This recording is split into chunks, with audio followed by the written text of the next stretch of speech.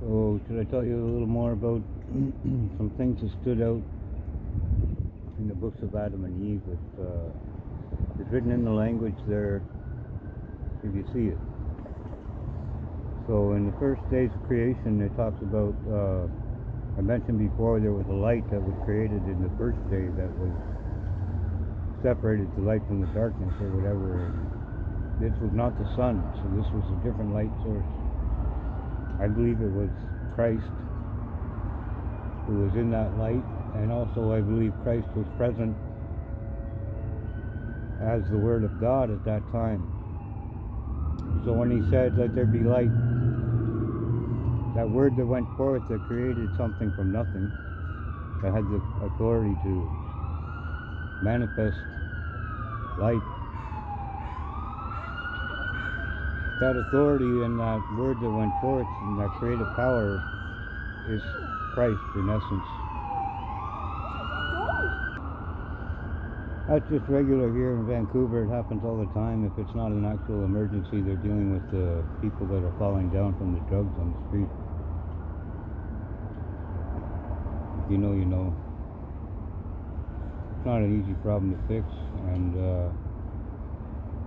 I haven't come up with any good solutions other than getting rid of the damn drugs that they're, peddling to these people. If they didn't have them, they couldn't do them. But back to what I was saying,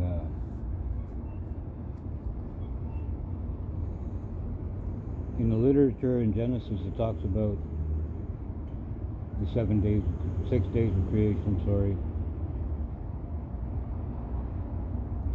And it says specifically that there was morning and there was evening. First, second, third, all the way to the 6th day.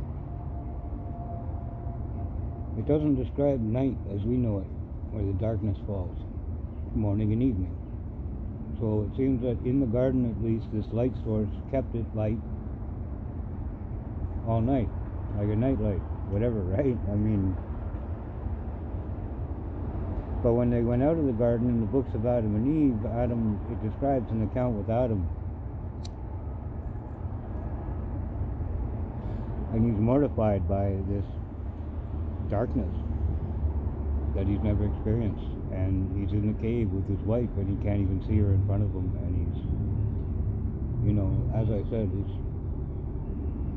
his spirit is vexed by this experience. And so it's pretty profound. And when heaven is restored to the earth, which is not so much us ascending, but it's like both, we need to ascend in our frequency to be able to ascend to heaven. That's why it's ascension and descension. It's all in the language, but these are frequential things. Like heaven already exists now at a higher frequency, at a higher place. Hence, the Lord ascended.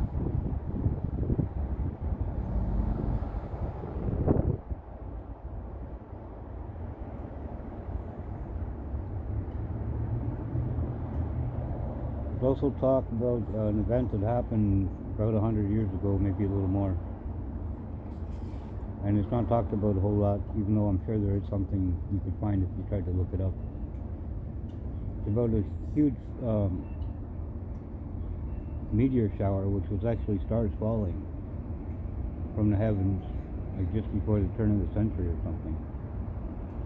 So I wonder if the watchers, who are, the same swine that run the world, well, the sheep are run by the swine, if they, seeing that event, knew that, heaven's guard was coming down for this very thing that's happening right now. So that would have been our parents and our grandparents, who may have been, the first ones to come with the light inside them, but they were, what's the right word, they were compromised, each and every one of them. So when it talks about generations, our ancestors looking to us, this is what it's talking about. They couldn't do it. They would have if they could have. They couldn't.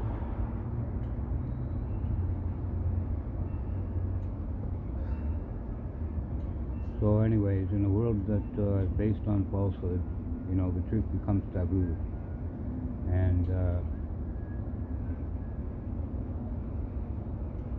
aside from trusting the Lord, I don't know what we can actually do. And I pray that things work out for everybody. You know, I know we'll all get what we deserve, but it's not going to be good for some. And for all you people that had faith, you know, good on you. Keep the faith. For those who wonder, you know, search your soul, search the Word. Don't let anybody tell you what to think. Think with your own damn brain. You've been given thought, logic, reason. You know, test the spirit. Let's see if it's true. Bless you.